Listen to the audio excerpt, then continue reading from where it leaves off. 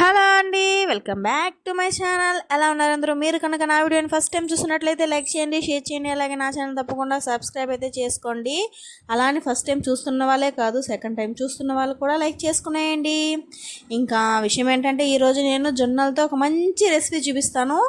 అందరూ తప్పకుండా ట్రై చేయండి. ఇది హెల్త్కి ఎంతో ఎంతో ఎంతో మంచిది. ముఖ్యంగా షుగర్ పేషెంట్లకి ఈ రెసిపీ అనేది చాలా మంచిదండి. జొన్నలతో జొన్న రొట్టెలు చేసుకొని తింటారు మామూలుగా.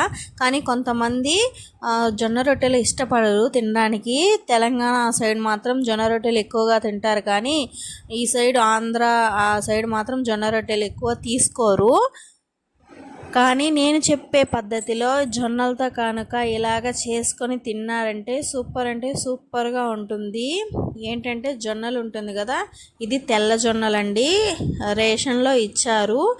ఇంకా తీసుకురమ్మని చెప్పాను మా హస్బెండ్కి. అలా నార్మల్గా మనం ఉత్తదే తిన్నా కానీ టేస్ట్గా భలే ఉందన్నమాట. ఇంకా అలానే తింటే వెయిట్ చేస్తుందని నేనైతే తినలేదు. నైట్ మొత్తం నానబెట్టేశాను. మార్నింగ్ లేచిన వెంటనే బాగా నానిపోయిన వాటిని ఉడకబెట్టుకున్నాను.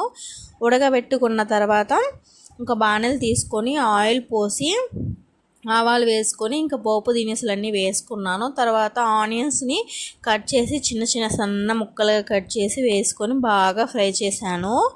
ఆల్రెడీ ఉడకబెట్టి పెట్టుకున్న జొన్నలను అందులో వేసి కొంచెం సేపు బాగా కలిసేలాగా ఫ్రై చేసుకొని కలుపుకొని ఉప్పు తగినంత వేసుకోవాలి, సరిపడంత టేస్ట్ చూసి. ఇందులో కారం అండ్ మిరియాల పొడి కూడా వేసుకోవచ్చు. నేను వేయలేదండి, ఎందుకంటే మా పాపకు కూడా పెట్టాలనుకుంటున్నాను. తనకి కొంచెం అంటే కొంచెం చిటికెడు కారం తగిలినా తనకి అలాగే తెలిసిపోతుంది, తినదు.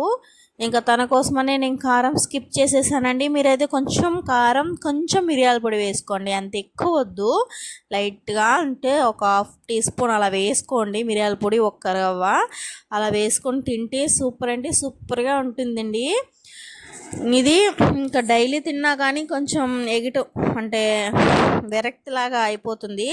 కనుక 2 డేస్కి ఒకసారో 3 డేస్కి ఒకసారో చేసుకొని తినేయండి. హెల్త్కి హెల్త్ అండ్ ఆరోగ్యం చాలా మంచిదండి. షుగర్ పేషెంట్లకి షుగర్ తగ్గిస్తుంది, అండ్ షుగర్ లేని వాళ్ళకి షుగర్ రాకుండా చేస్తుందన్నమాట.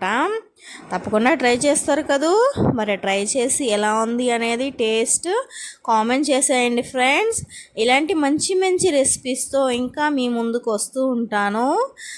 మరి ఈ రోజుకి వీడియో ఇక్కడితో ఎండ్ చేస్తున్నాను ఫ్రెండ్స్. నా వీడియో నచ్చితే లైక్ చేయండి, షేర్ చేయండి, అలాగే సబ్స్క్రైబ్ కూడా చేసుకోండి. Please subscribe my channel.